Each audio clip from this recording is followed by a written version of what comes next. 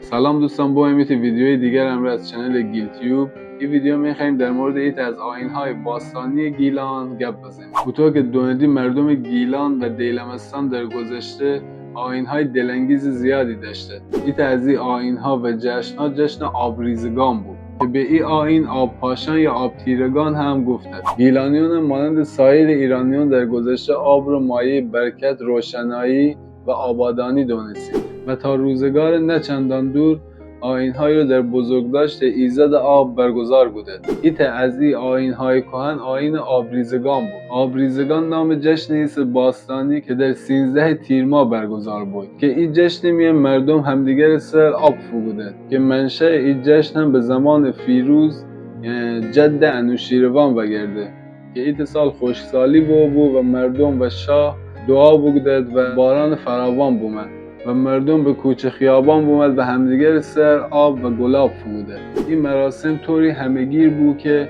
حتی ایرانیانی که دور از ایران بود، مثلا در بغداد یا کشورهای دیگه، این جشن رو برگزار بودند. حتی با وجود اینکه یک سری از حاکمان او دوره مردم را خط نشان کشید که نباید کار انجام بدهد، مردم به کوچه و خیابان آمد و همدیگر سر آب فروده. ایت از حاکمانی که مانع ای کار بود معتضد عباسی در سال 248 هجری بود. مردم دیلمستان و کوهنشینان مازندران و گیلان که تا قرن سوم هجری به دین نیاکان خودشون هنوز پایبند بود، اوشون آیین از یاد نبرده بود و 13 تیر ماه مراسم آبریزگان رو برگزار بودند. حالا این مراسم در گیلان چطور برگزار بود؟ الان شما بگم. اولین فرزند از ایت خانواده و آخرین فرزند از خانواده دیگه که با هم فامیل یا آشنا بود شد چشمه ور و ایت ظرف مسی آب بیتد و او ظرف مسی که پر آب بگوده بود برد از او خانه میاند که شب قرار بود مراسم آبریزگان برگزار ببین. بعد اون مردم و زنان آبادی نیت بوده و هر کدام چیزی رو به عنوان نشانه داخل او ظرف مسی تودند، مثل انگشتر، علنگو، گوشواره و شب که بوی دوره هم نیشتد و ایت جشن برگزار بودند. او ظرف آب و در میان مجلس ند و تبری خان که حالا او ترانه خندی به تعداد شرکت کنندگان با ایت ترانه بخوانده بید و اکثرا ترانه‌ای که در این جشن خوندد ای بود: تیر ماه بگوت می 13 چرا سنگینه، هر کی آب بیکیده خوش مار اولینه، انگشتر طلا و فیروزه اونی نگینه، بهشت قربان چی جای نازنینه. و بعد از اینکه تبری خان شعر بخونده ایت دختر نابالغ دست رو ظرف مسی کنه و ایت نشانه بیرون اره و اون نشانه از ظرف بیرون آوره و همه کس نشون ده و فقط خود او صاحب نشانه دونه که اون نشانه کیشی است و این مراسم تا پاسی از شب ادامه پیدا کنه و مردم با شور نشاط به خانه بگردند.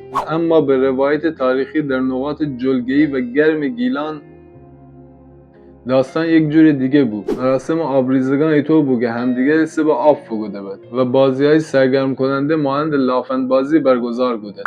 و اما اوطور که در ماهنامه گیلوا و محمود پاینده لنگرودی بنوشته، بعد از اینکه صفی‌الدین اردبیلی وارد گیلان بود باعث فروپاشی بسیاری از آیین‌ها و آرمان‌های گیلانی‌ها در گذشته بود. اینطور نویسه که قزلباشان شاه عباس روزگار مردم رو سیاه بگوده بود، نشون آیین‌ها، جشن‌ها و باوران رو نابود بگودند. و آخرین جشن آبریزگان یا آبپاشان در گیلان در زمان بهزادبیک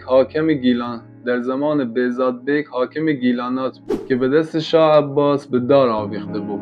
این بود از داستان جشن آبریزگان در گیلان و ایران که کلاً استان گیلان جشن‌ها و آیین‌های زیادی داره. حالا سعی کنیم اگه بود در ویدیوهای بعدی حتما دیگر جشن‌ها هم شما رو توضیح بدیم.